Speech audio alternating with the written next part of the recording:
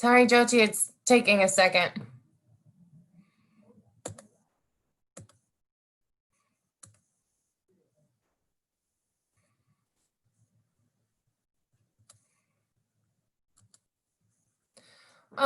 It's not unmuting you.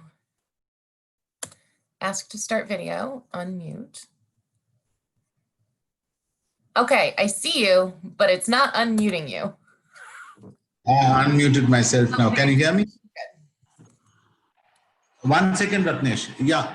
Ratnesh, I'll just call you in an hour's time. Okay. Good morning. Good morning, how are you? Fine, thank you.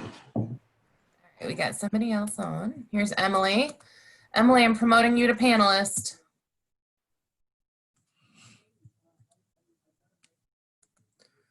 All right, I'm going to unmute you and ask to start. No, just come on for a little bit.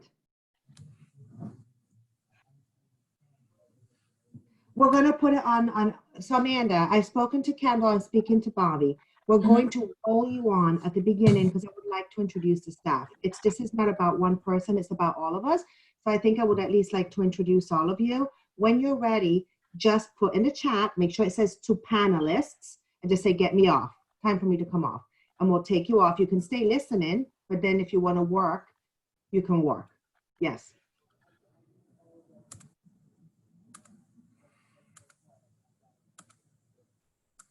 I think we all have t-shirts on. I have kind of a t-shirt on. Amanda has, Amanda and I dress the same, but we dress the same. We do, we have the same outfit on, but switched. I'm sorry?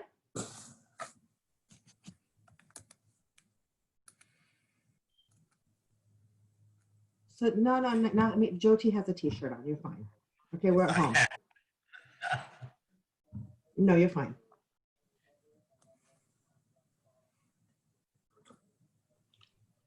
It won't be camera. Amanda will have to allow you access, so she'll see you when you come in.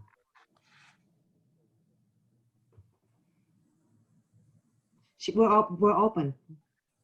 Okay, bye-bye. Yeah, we're gonna do a little round robin of the staff, and then when they're ready, they can text in and say, I'm ready to get off. Did you hear me? Yeah. Oh, Jyothi, can you hear me? Yes, please. Loud and clear. Loud and clear. So we've got, I was just checking our signups. We've got a couple more signed up than yesterday, and should be good. And the reason being, Jyothi, is because, as you know, we have 3 time zones in the United States: Pacific, Central, and Eastern. The majority of the work that Brook USA does is actually on the Eastern time zone because we work Florida, New York, the Eastern side. And then we have a nice contingent in the Pacific Standard Time, which is California. So that's why we did last night California, today we're doing Eastern, because your times are so difficult for us. And I wanted you to know that last night we got very nice praises from our donors. And one of the things is she said, I learned several things I did not know. So thank you. Anything to help. Absolutely. She said it's very, and then the comments were, it's very interesting, very immediate, not like it's happening in some distant country. It's like they're right here. Wish there had been more people on the call, we know that, but they like to have you right there. So I think that if okay with you, we would like to continue these every 6 months or so. And you want to have it at a more convenient time for you, it's okay with me, because like I told him, because of my background, I'm quite used to sitting at 2 o'clock in the morning. No, but see, once we get back to normal, which we will get back to normal, people go to work. So say it's 6 o'clock in California, it's 9 o'clock here, then it's 9:30 for you. Is that correct in the morning, Amanda? Did I do my math correctly? I'm sorry, I was trying to figure out how to save this video. Say it again. 9 p.m. here is 9:30 a.m. there, right? No, 9 p.m. for us is 6:30 a.m. there. So what time is it for you right now, Jyothi? Right now it is 7:30 in the evening. Okay. Anytime is okay with me, so long as, because once work starts, donors will be busy, they'll be going to office, they'll have home affairs.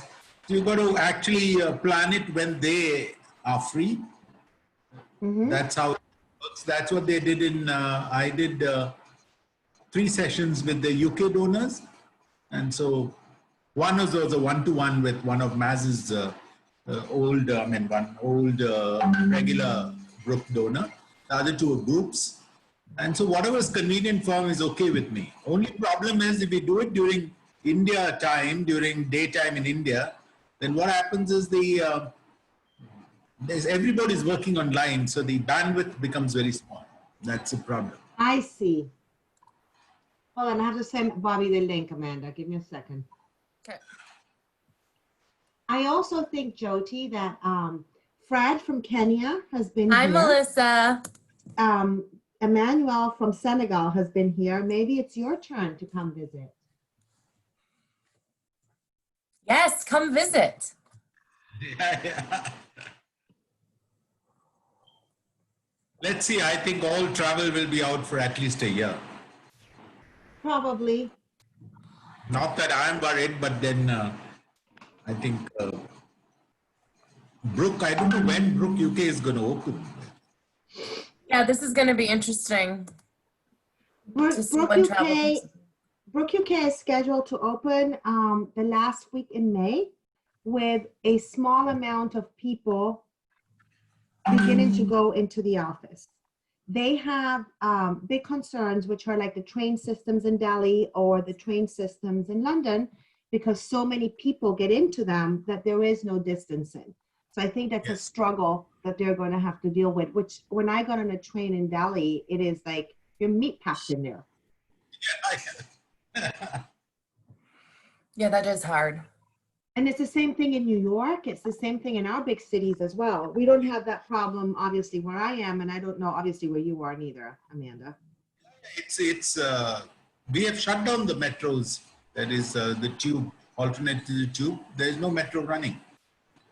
They told people, in your own car. Yep, says Kendall.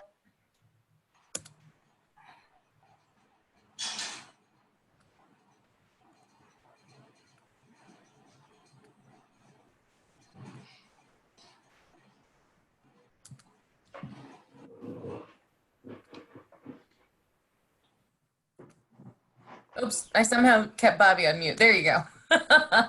Hello. Hi. Let's give it a couple more minutes. In the meantime, Jyoti, just so that you know, on the line, or I don't know, on the webinar, you can't see them, but we have 3 very special ladies already. One is Amal Morgan. She's one of our major donors and is a huge contributor to our work in Kenya. I believe that you may know her and her sister. They are of Indian descent. Tanetta, and I can never say your last name, Tanetta, so I apologize, is also a huge proponent of our work in Africa. She has been instrumental to advancing the work of Brook East Africa.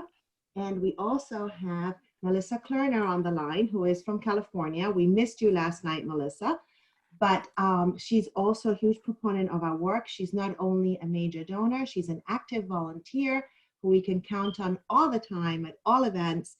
And this year is heading up plans for our first California event, which hopefully will take place in the foreseeable future, a date to be determined. So you have 3 very, very special ladies. I don't know if there's anybody else on the line, Amanda, at present that we can recognize. Right now, I think that's good. Right. So you have a very, very special audience today, Jyoti. Thank you. Still getting a couple people on, but. And if you all want to, I can just, as we go along, just make a couple of comments for housekeeping purposes. On the bottom of your page, there's an option for a Q&A or an options for chats. We will not be monitoring the Q&A section. We will only be monitoring the chat section. So if you have any questions or comments, just add them to the chat. Make sure that the toolbar says all panelists Or if you want to be a little bit more bold, you can say all panelists and attendees. It's completely up to you. Jyothi himself will be monitoring that area, but Amanda, myself, Kendall, and Bobby will also be looking at it. In the meantime, the beautiful faces that you see on the screen belong to Amanda Miller, who's our major gift officer, Kendall Beer, who is our donor relations officer, a face that many of you don't see because he's behind the scenes, but he's the mastermind of our finances, is Bobby Sutton, who's our chief finance and administration officer. Myself, of course, I'm Emily Doolin, I'm the executive director.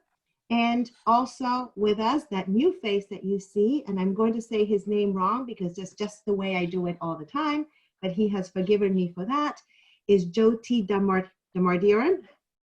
He's the Chief Executive Officer of Brook, India. Can we start, or do we wait a little, or? I think going ahead and starting is okay. Let Jyothi maybe do a little introduction of Jyothi and Okay, I'm so carrying we the wrong have thing. Sorry. we have a couple of little things to say, so let's go ahead and start with that. But hello everyone and welcome to our Project Insight webinar on India, which is going to be taking place thanks to our partners and friends in Brook, India. Thank you for taking the time to learn more about our funded work, the funded work of Brook USA in India, which is supported by you, our donors, friends, supporters. You make our world rock. Again, I'm Emily Doolin, and I'm going to say that I had the privilege of visiting India and seeing our work firsthand about 2 years ago, and it was a life-changing experience for me. I always tell that it was like being on hypersensory mode. The colors are brighter, the smells are stronger. It's a dichotomy. It's either very, very bright, where the colors pop out, the beautiful ladies in their saris, or it's very, very gray because of pollution. The smells are really nice because of all the multitude of spices, or they can be really nasty because of the way the city sometimes is set up. It also, you can see a dichotomy between poverty and wealth, which is extraordinary, between tradition and modern times. It is probably one of the most amazing places on earth. It is varied, exotic, different. And for me, it was truly life-changing. I'm so grateful to have had the opportunity to go because it made me so proud to lead this organization called Brook USA. The work that we're doing is truly amazing, and we're making a huge difference on the lives of humans and animals. And I also think that we're the only organization that has that impact.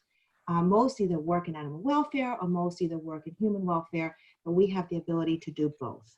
Again, today, just so that everybody knows, is Giving Tuesday Now. It is a global movement to recognize the extraordinary work of nonprofits around the world, especially during this difficult time of COVID-19.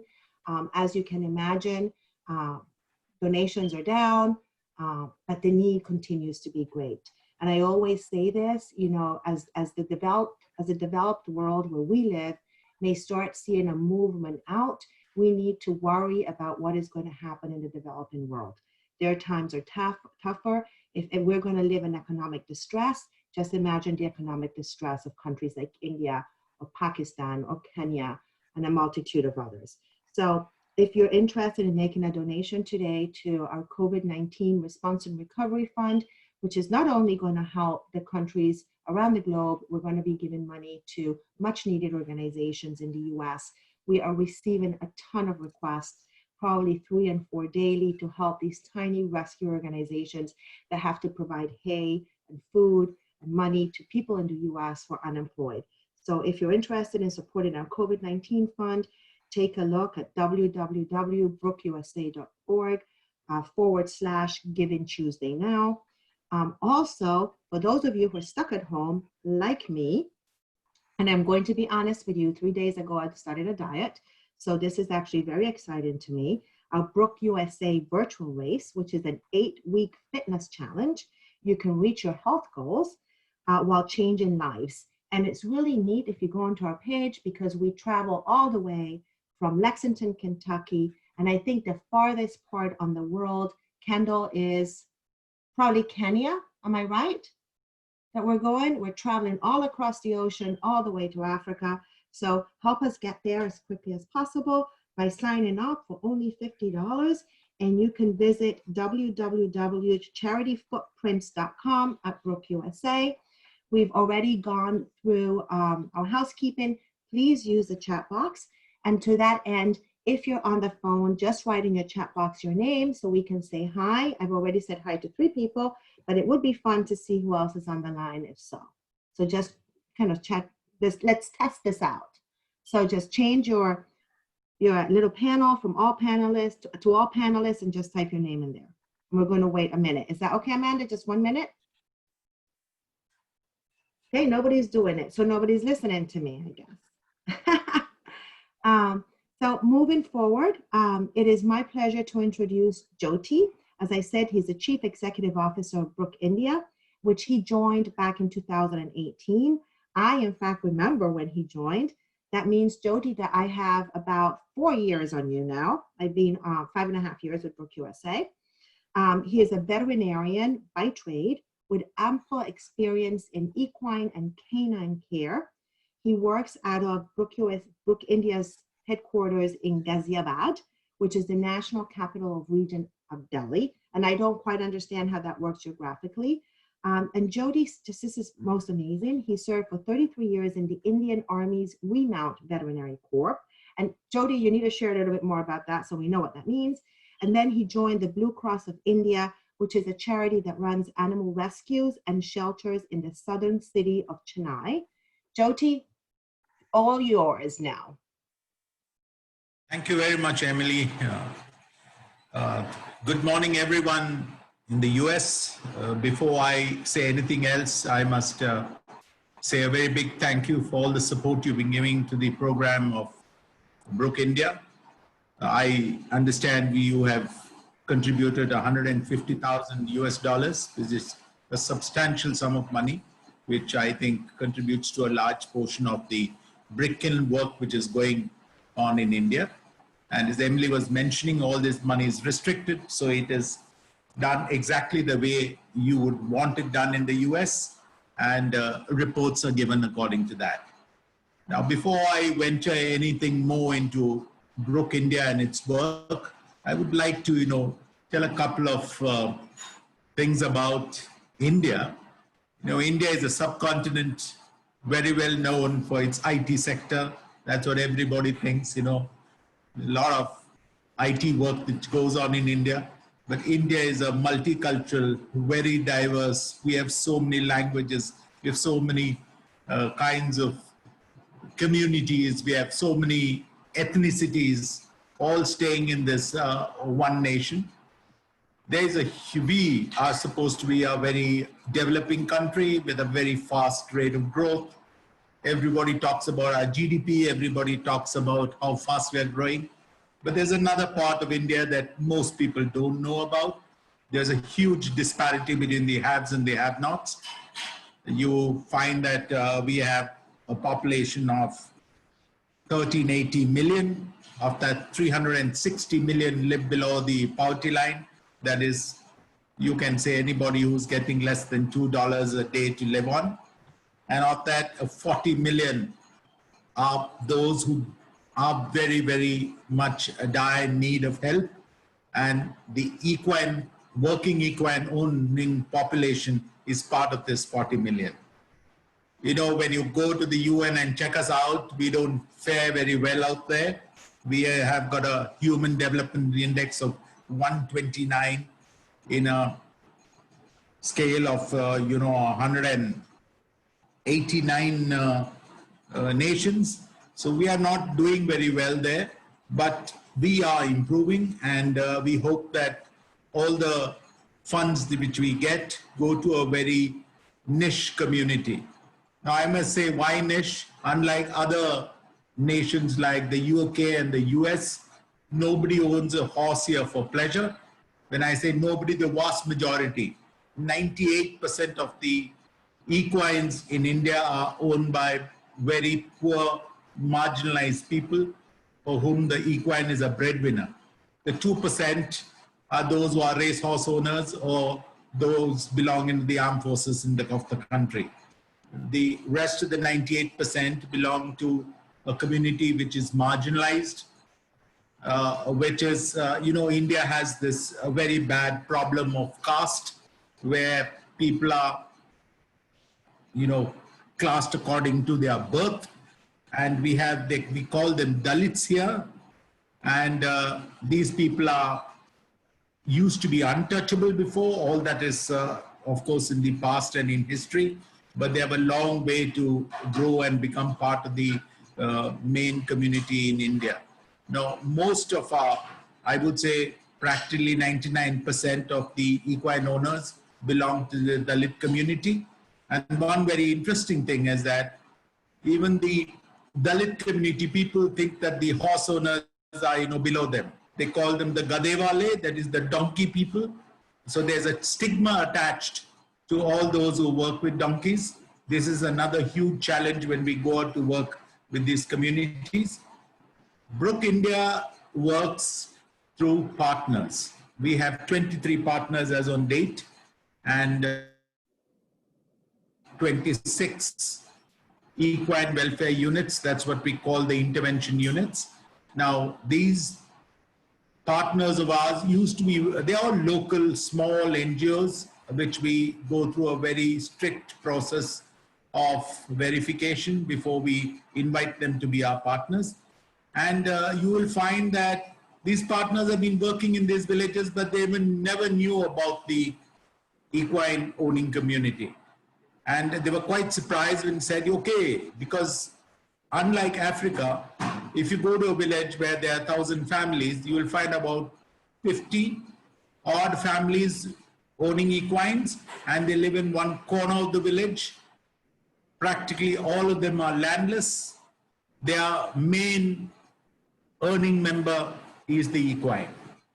So when we first entered into the thing of looking after equines, working equines 20 years, 22 years back, we started in 2001. We went in with a free service.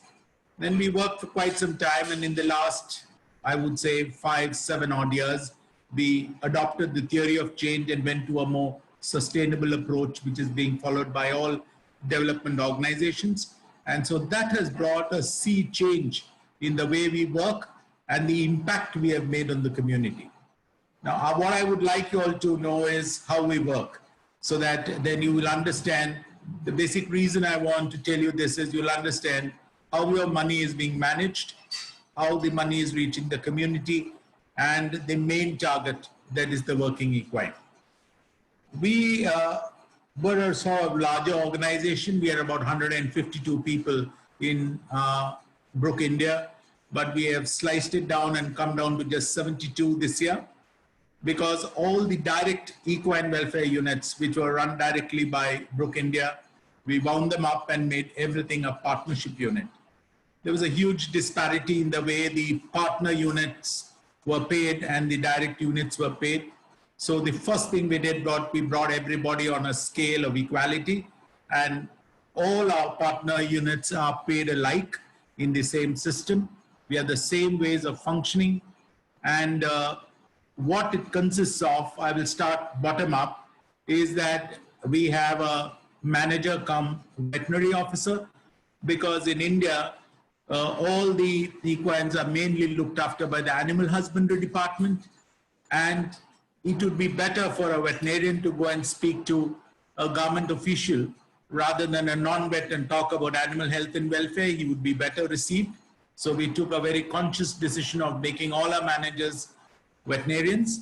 But since most of our veterinarians do not have much experience in community development, we have a deputy manager from the community development background right there backing him.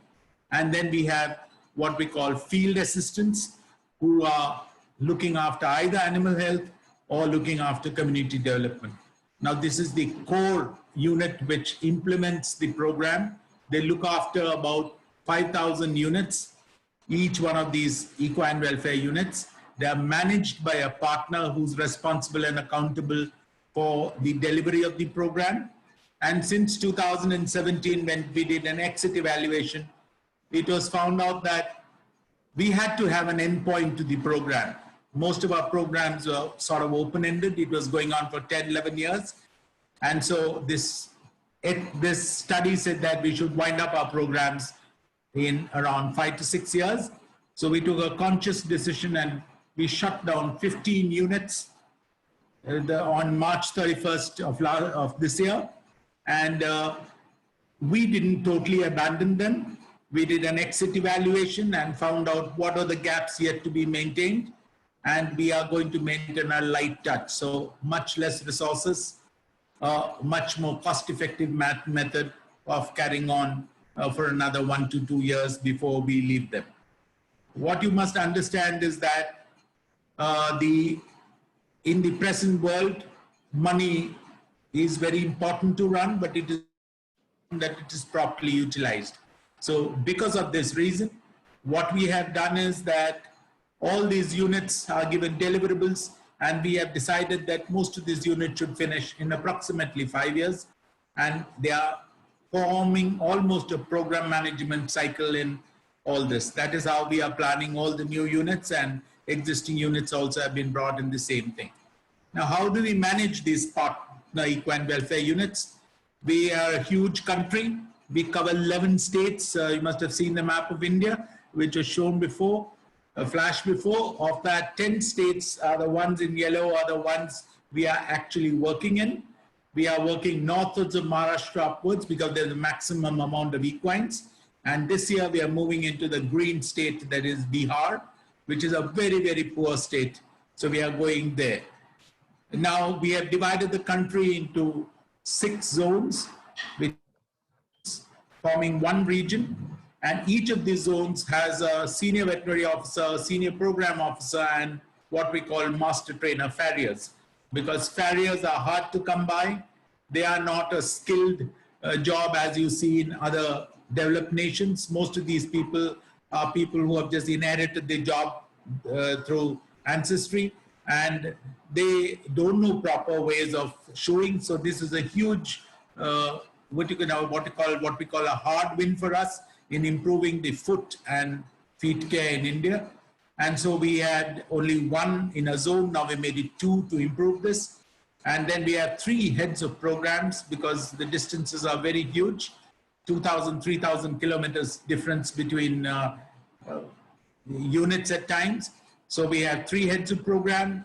We have a head of animal health and welfare who takes care of this aspect. We have a head of external affairs and communications that does advocacy and then produces the showcases the work we've done, which is required by FundCom. And then of course we have a head of finance and administration who looks after all other aspects which are very important to see that we are compliant to all the rules and regulations. Now what I want to tell you is that the way of working is when we enter into an equine community who are quite poor, what we do is when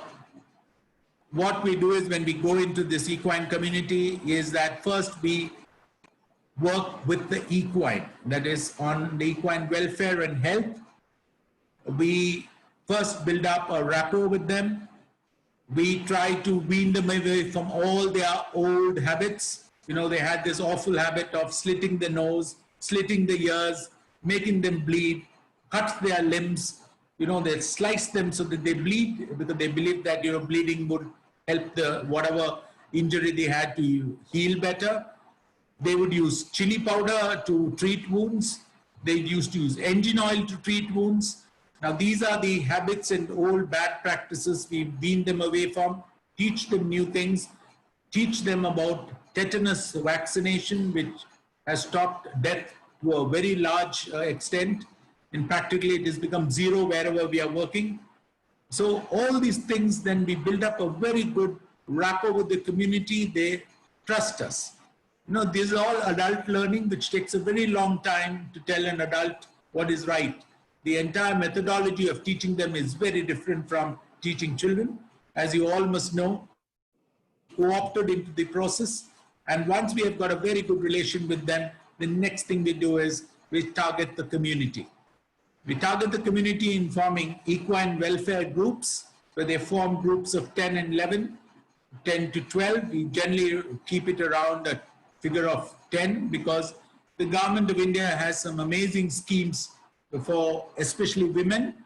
And so we want them to benefit from that. So we've made the group, we make a small savings group. They save about 100 rupees a month, which comes to about $1, I think, a month.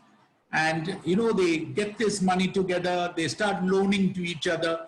And when things are going all fine, the accounts are being maintained properly, they've opened a bank account, then we approach the government, and there are two schemes called the National Urban Livelihood Mission and the National Rural Livelihood Mission. They will give them a 15,000 rupees as, you know, a rolling fund, and that adds to this corpus of money which they have.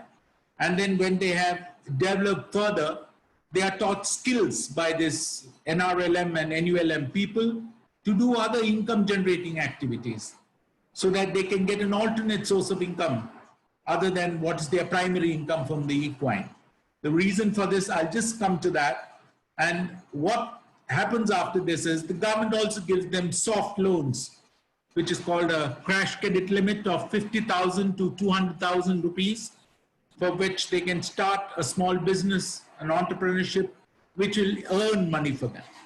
The reason why I told you is why this is so important is that you can see in the view foil in front of you that we have the intervention areas in which we work in. You'll see the first is brick kilns.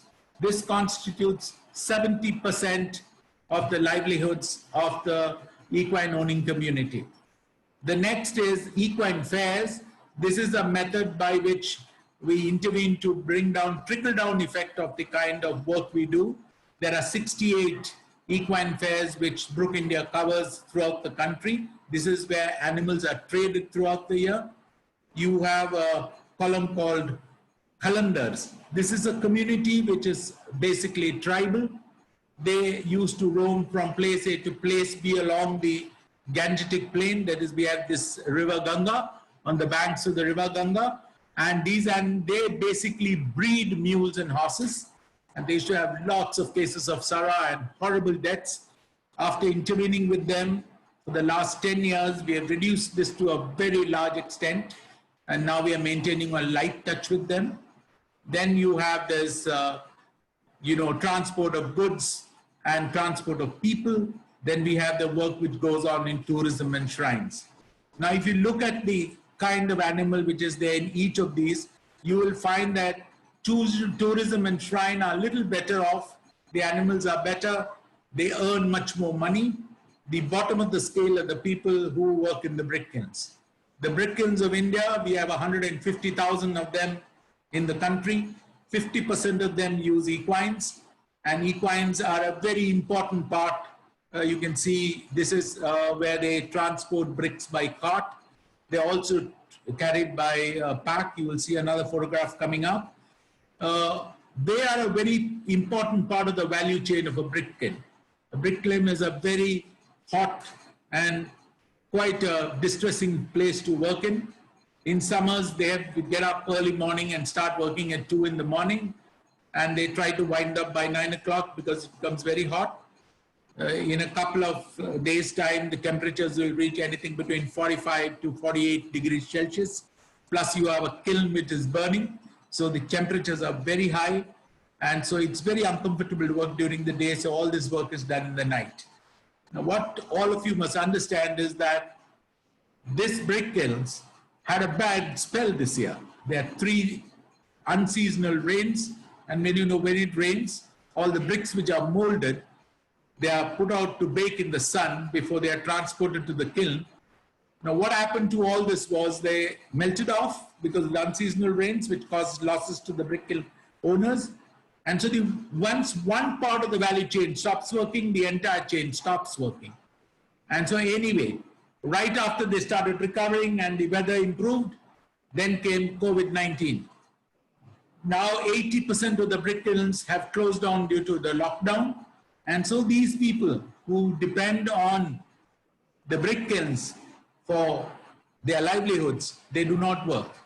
You know, if any one of them went to work as a laborer, he would get around 300 rupees.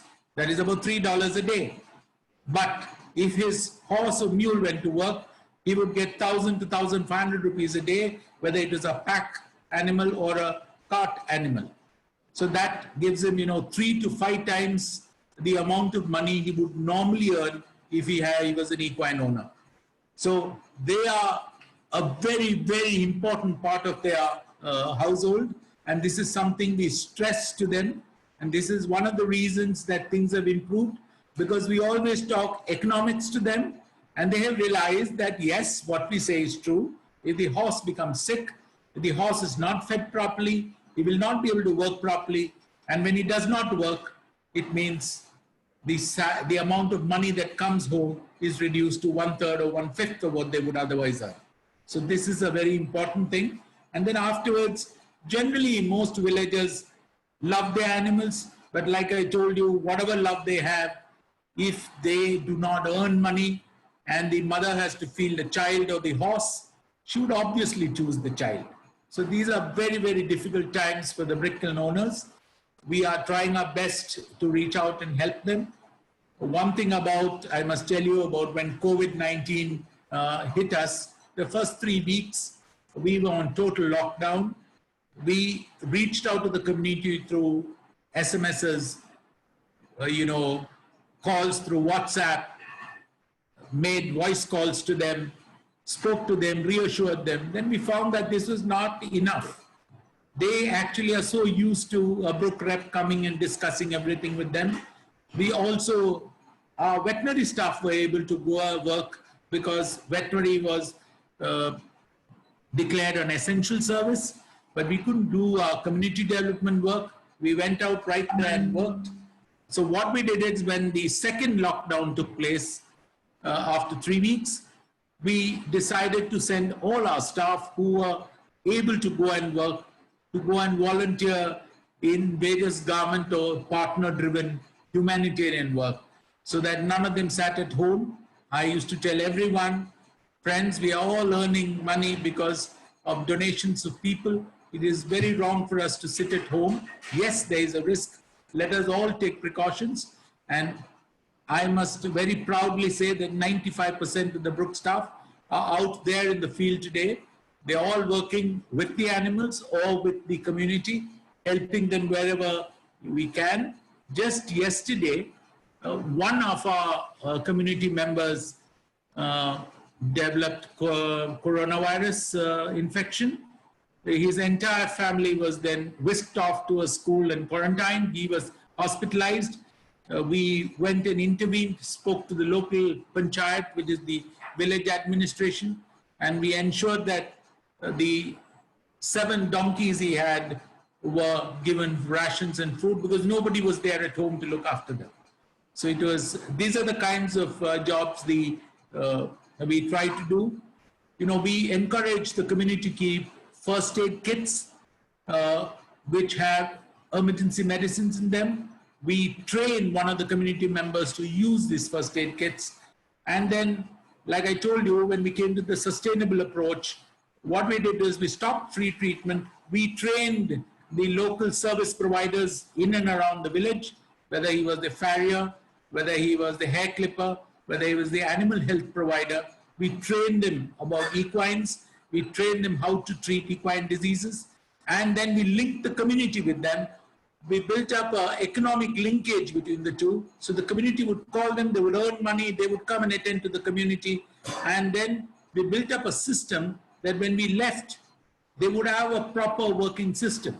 Another thing what we did was we linked them all to the government veterinary system. Another point I must tell you is that, in India, most of us, even veterinarians, rarely see a horse when we are studying. I saw one in my college. We had 6 horses. They never fell ill. So I never saw a sick horse after studying veterinary, and I passed out. I read all about it in theory, read a lot of books, read a lot of research papers, but then I didn't, ever see a horse sick. And it is only when I joined, all of you, I don't know whether Emily mentioned it, I have an army background. I joined the army and then I saw lots of horses, and I've spent 33 years, taking care of them. So we know there's a huge lacuna in our veterinary education system. So we have a team in Delhi which goes out, which is under our head of animal health and welfare, which goes to all the veterinary universities and run classes on compassionate handling, because many of them don't even know how to handle a horse. We run classes on farriery. We run classes on equine diseases. We do this so that everybody knows about equines to teach. And when we have these fairs, we call these interns to the fair and we show them actual cases. So this is another thing that the Brook India does as part of its normal operations. I have been going here and there and trying to cover the various things which we do. One very important thing I must tell you is that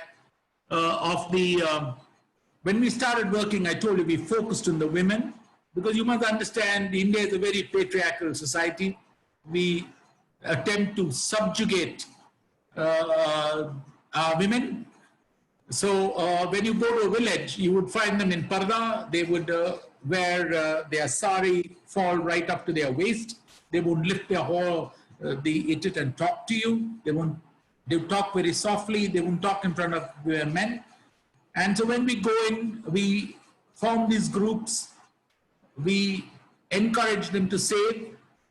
We encourage them in the sense that they get economic independence. If she wanted to go to her mother's place, she didn't have to ask her husband for money for bus fare.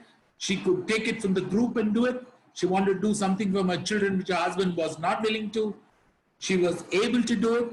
And then when she started this income generating activities, which I told you, like here you see a photograph, they would go and sell vegetables. They'd come in their cart, pick it up from the field. The farmer was helped because all the stuff which is lying in the field could be picked up and sold, and he earned some money. They would come and trade it, and you will see social distancing also happening here. They will come and pick up vegetables here, and they would sell it. They would earn money. The same thing we did was the government encouraged, it's mandatory for everyone to wear a mask when you go out into the open. So when COVID took place, they all went into mask making. We encouraged them to do mushroom cultivation. We encouraged them to do embroidery in certain places. They're very skilled at it. Some of them are very good potters. So we encourage them to make, clay items. So we do all this so that during the period when the brick kilns don't work, that is between the monsoons, which come in sometime in June, July, and then the brick kilns reopen somewhere in October, November. That's why I said they work only for 6 months in a year. The remaining 4 to 6 months, they have an alternate source of income. Now, this is another tragedy which is waiting to happen. First, the brick kilns had this very bad season of unseasonal rain. Then they were shut down. And so they have about 1.5 months before the monsoons come in. So what is going to happen is, neither are the brick kiln owners very rich. Here you will see a mule carrying bricks. This is not in a brick kiln. This is in an urban area doing work for construction work. They generally used to loan money take a loan from the brick kiln owner. Now, I don't know how much the brick kiln owner himself will have to loan it out. They will go back to the village and live on this loan money, and they will come back and try to pay it next year, get a cut from their salaries. This is another thing we've helped the women, the communities, because of the savings groups we caused. The animal died, they didn't have to go to the brick kiln owner and take money, because he charged massive amounts of interest. And so they have their own, what you call home bank, as you may call it. So the years, in the months to come till the next brick kiln season in November 2021, November 20, it's going to be very, very difficult for this community. They are going to have a tough time, and since they're going to have a tough time, we're expecting the animals also to have a tough time. We have already seen a greater increase in colic because they have stopped feeding them. They feed them anything they get and which they can afford. And you know how horses are, they're very finicky. If you change their diet, they get colic. So we've got a large number of cases of colic also.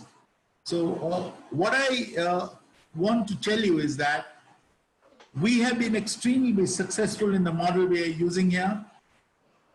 When we leave after 5 to 6 years, when we're exiting from a place, we built up a community organization. We have these groups. These groups are then formed into associations of clusters of associations, and then they form a federation in a district. These groups then do these income generating activities. They form a thing called an animal resource center, which is like a one-stop shop for equine products, which earns money for them, earns money for the group, and they're able to help each other with this. And these organizations are all linked with the service providers who are linked with the government agencies. So when we leave these community-built organizations, which we have made of groups, associations, and federations, take the role that Brooke used to do and the partner used to do. And the greatest sense of satisfaction I have is when I go to an exit unit and some woman who has never lifted a parda in her life stands up, with a notional bit of hair, scarf on her head and tells me, now you can all go back, brother. We are independent. We don't need you. This is one of the best things I hear when I go, because it shows empowerment to the women. It shows they all want to educate their children. They all are linked to government schemes. So this is all because of the facilitation work done by our staff. I can keep talking about Brooke. I love talking about Brooke India and the work we do, but I'm sure all of you have some questions. I was just seeing there's some questions put out there. If you show me the map, I will just show you can you just show me the map, please? Somebody's asked a question about the map.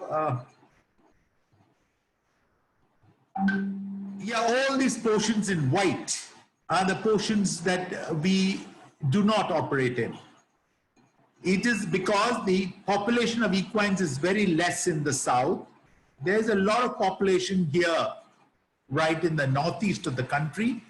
We have not gone there because it's very, very difficult, and the model which we would use there would be much more costlier because there are no roads to speak of. I remember when I was a youngster in the army, I used to walk for, get up in the morning at 5 o'clock and start walking and reach at 5 in the evening at my destination, having walked 32 kilometers in the mountains, totally exhausted because there are no roads.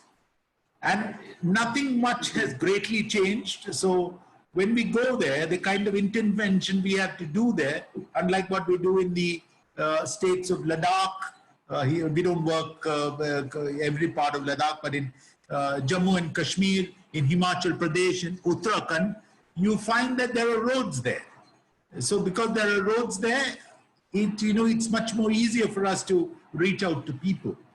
The other question is there. I don't think there's any other question, so I will now keep quiet and wait for your questions and hope to answer them.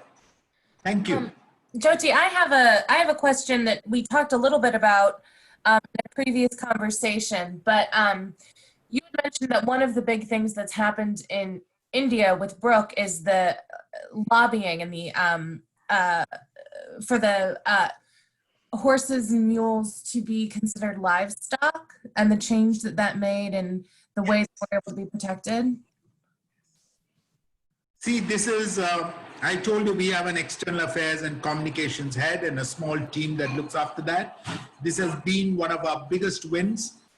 Up to 2017, equines were invisible livestock. I mean, nobody knew they were there, but nobody saw them. So they were not beneficiaries of any government scheme.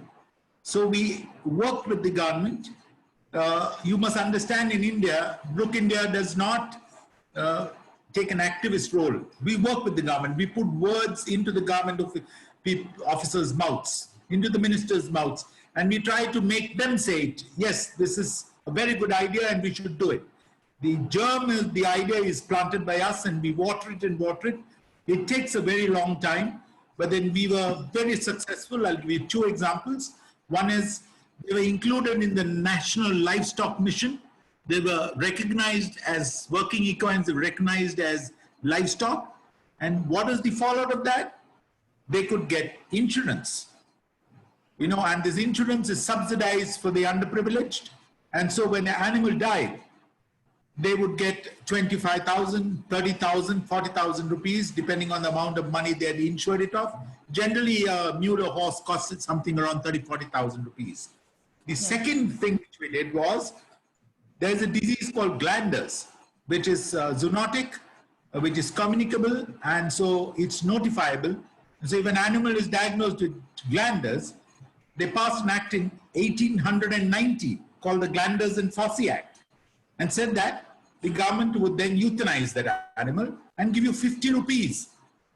And this continued right up to 2016, 17. And I go 50 on after, rupees, 50 rupees is 65 cents just for that version. It's 65 cents for your euthanized animal. probably that was a very huge sum of money. But when we 1890. came to 2018, 19, when we finally got this compensation value change, it is now 25,000 rupees.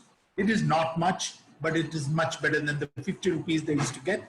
This is another huge win for us and for the community. Jyoti, one of the other successes I think we have had is in the equine fairs. My understanding is that when we first went in, the treatment of the equines was horrific. They were dragged out of the vehicles, and they had to jump off the vehicle many times, injuring their legs. During the horse fair, we have implemented these mechanisms. And I think that in the photo that's on right now, it shows that we create these mud mounds so that the ramp can come off straight onto that and the animal can get right off. And that's been a huge accomplishment for us as an organization to be able to teach the better treatment of animals. And by teaching the better treatment of animals, they can secure a larger sale price for them, and their what are we going to call that? Their loss of product, being the animal, is much less by treating them properly. You're very right, Emily. The equine fairs, I told you we have about 100 of them. We attend 68 major fairs, either through our team, which works out from Delhi, or with the partner equine welfare units, which are close to the fair. They are run either by the government or by private individuals. The scenes were horrific. There used to be no water. There used to be just an open ground. There used to be no trees. There's been no shade. They used to just come in. They used to have a couple of stalls for selling stuff. And the animals used to be, here you can see a ramp made. The animal is gently being brought out. They used to literally push the animal or beat it till it jumped. Many of them used to break their legs. There was no system of disposing of any animal which died. You know, they used to pack them together. So we have very stringent laws in India. The problem is the implementation of those laws. So you would find many times dead animals coming out. But now, because Brooks work in this field, we have ensured there are guidelines issued by the Animal Welfare Board of India. If there's overcrowding, people are fined, they are imprisoned. We ensure there is water, we ensure there is shade, we ensure that good practices are spoken of. We have our teams there, we teach them all about good animal welfare and health practices. And because of this, you know, we go there for a little while, for a week to 10 days, but we reach a very huge audience because they go out and spread the message. So the trickle down effect. Another place where we have this trickle down effect, I must sort of bring it out. I forgot to tell you about this, is that the brick kilns, there are two types. One is the migratory and one is the non-migratory. The migratory ones are the ones where animals are transported by vehicles, brought to the brick kiln. They stay there during the season, and then they go back home. The non-migratory ones are the ones that come from the nearby villages, they do their work and go back home. It is much more easier for us to target the latter community, that is the non-migratory community, because we not only teach them good practices at the kiln, then we go to the villages and speak to their women folk who most of the time take care of the animals and who are much more caring than the men folk. And then be able to form these groups to make them more resilient. We are able to do much more effective work with them. So what we do in the migratory brick kilns is we work with the owners of the brick kilns, we work with their staff, we teach all the good practices there. We encourage them to, you know, keep water. We encourage them to have portable sources of water, first aid kits. And so what happens is, you know, when a season is over, next season, 30% may not come back. So the new 30% is taught by the brick kiln owner, the right practices. He includes, not overloading the animals. In many brick kilns, we've been very successful in putting a maximum load. Even if you load it more, they won't pay you more. So they load it exactly that amount. And the other thing is first aid kits. The brick kiln owners buy it and keep it there. And then they have improved the kind of living conditions for both the people and the animals, because you must understand that they both live in the same conditions. They make this ad hoc hut sort of bricks, and they live with some tin sheets on top, which is very hot in summer. And so we teach them to keep a lot of potable water there, and 30% who doesn't come back goes to another kiln, and there they teach the owners the good practices. So this is another thing where we have this trickle down effect, which we are able to reach much more than we actually in our intervention areas. So we have a question from Melissa. Do you want to read it, Amanda? Sure. So Melissa says, would you talk a little bit about the work in Manpur village with the model diet developed there? Is that diet still being fed? How many villages use it now? Is Brook India using a similar approach in other contexts, like using software or technology to evaluate the situation, develop a possible solution, and then test it? And then there's a second question, which is how receptive are the animal handlers, especially the men, to the humane handling teaching? Yes, this is an excellent question. Yes, Melissa knows her stuff. So what happened is that we have developed a software in which we feed in the local ingredients which are available and which are available seasonally, because what ingredients you get in winter is different from the ingredients you get in summer. And what you get in Maharashtra is different from what you get in Uttar Pradesh. It is different from what you get in Gujarat. So the local people like to use local stuff. So we put all these ingredients and then we come out with a balanced feed. We call it balanced feed. And this balanced feed is then fed to the equine, which gives them the right amount of calorific value and nutrients. So this is a practice that we practice everywhere.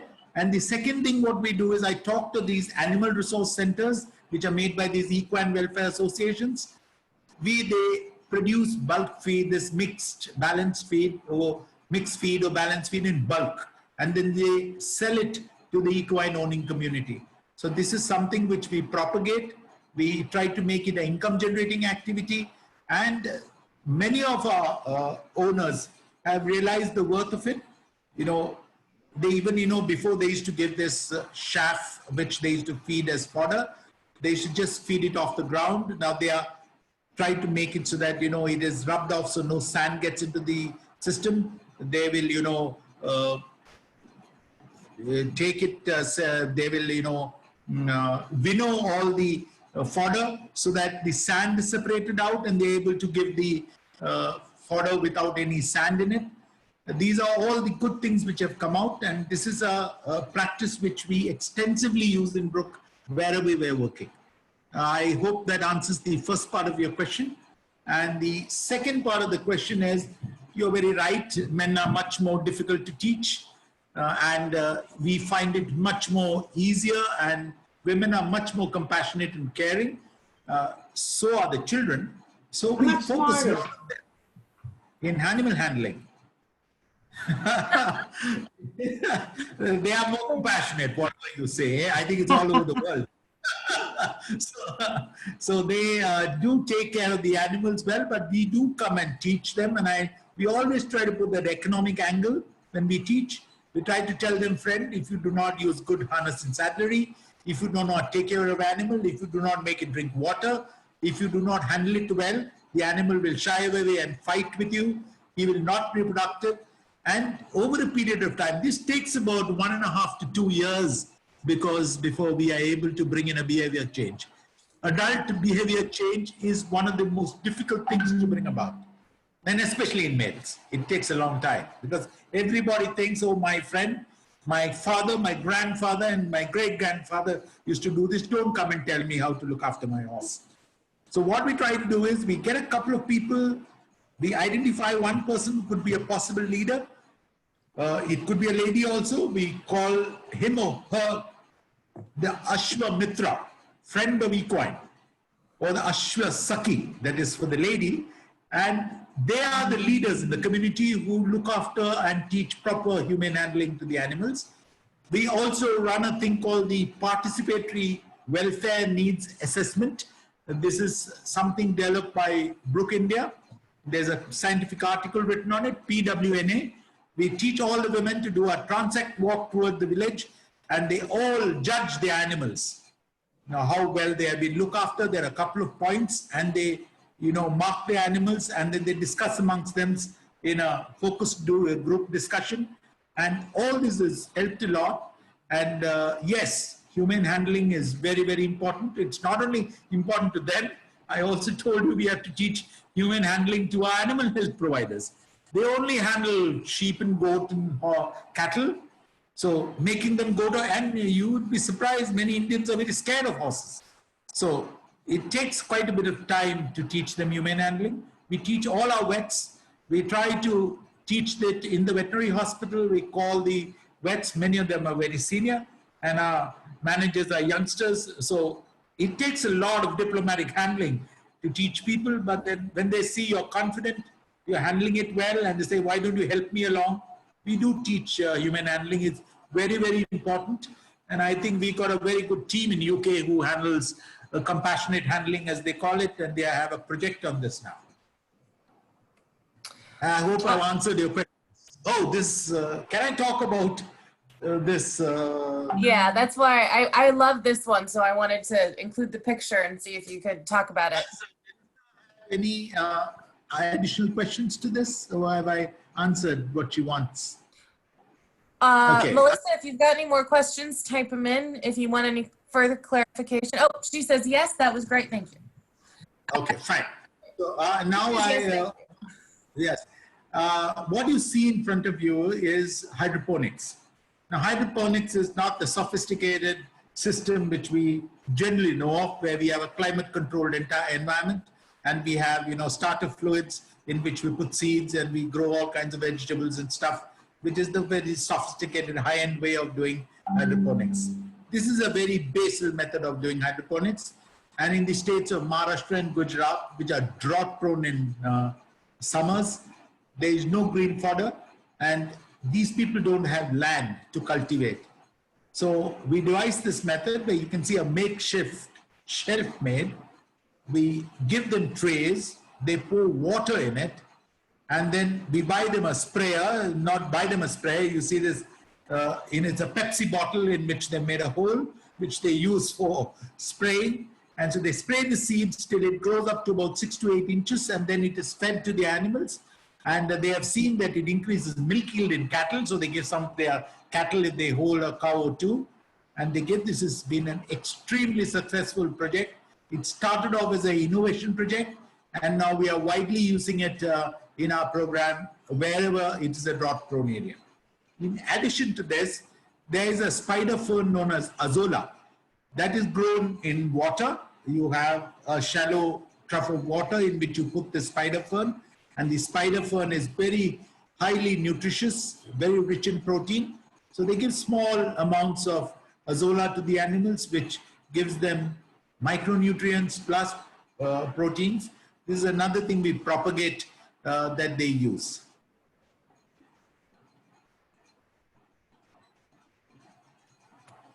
I forgot I had muted myself. If anyone has any more questions, please type them in. We are coming up on an hour. So Emily, I don't know if there's any kind of end of hour housekeeping you want to take care of, or I just think that I would love to get everybody's opinion if they would be happy to do these type of webinars at least every 6 months. One of the things that we can do is pre-secure your questions so that they're targetedly answered. This is just an overview of our work. But if you would be interested in hearing more about this, and we can do it on a more ongoing basis, I think that COVID-19 has forced us into this world where everything is in real time, and you can put faces to the people behind the scenes, whether those at Brook USA or those anywhere around the world. Oh, so I just your realized comments are appreciated. There is one thing that we didn't show that I wanted to, and that is Emily, the video, Emily and Jyothi, the video of the woman making the bricks. Just Sure. So talk let about me, brick kilns. I can preempt it. One of the things that I found most surprising, and I think it probably happens to us as most Americans when we travel, is that, and it happens to me because day over day, we listen to what people think about the treatment of animals in the developing world. And as I said earlier, the reality is that people and animals suffer in the same way in the developing world. If an animal is sick, the human can't do their work. And if the human is sick, the animal is sick because they have no care available. So it's not like, oh, they treat their animals badly. It really is not like that. The work that goes into a brick kiln is heartbreaking to me. I actually took a photo of a woman making a brick, and she does this probably crouched on her feet for 8 consecutive hours without getting up. And that's the video that I sent Amanda from when I was there. Or I also have a photo that I can share with you, which are the hands of a 6-year-old who works in the brick kilns. And it's not animal driven, but trust me, when humans suffer, so do animals. Okay, let me pull up this video. Oops, that's not right.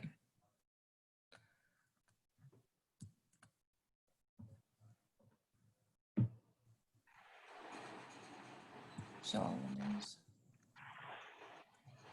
I'm sorry, it's not pulling up. I will email it to everyone who's on here, this video, because it is very good. Unfortunately, it is not coming up as an available screen share. So Operator failure, you did it yesterday. I know, it's 100% operator failure. It's pulled up on my screen. It's just not coming up as an available screen share. So I apologize. I will email it to everyone who's on this Zoom.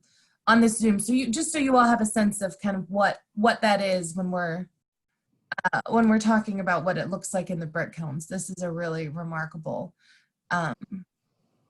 it's a very interesting video. And we thank you, Jyothi, for always keeping Brook USA in your top of mind and for always being so supportive of what we do. Thank you for all you do for animals and people in India. And by the way, my mistake, we're not going all the way to Kenya.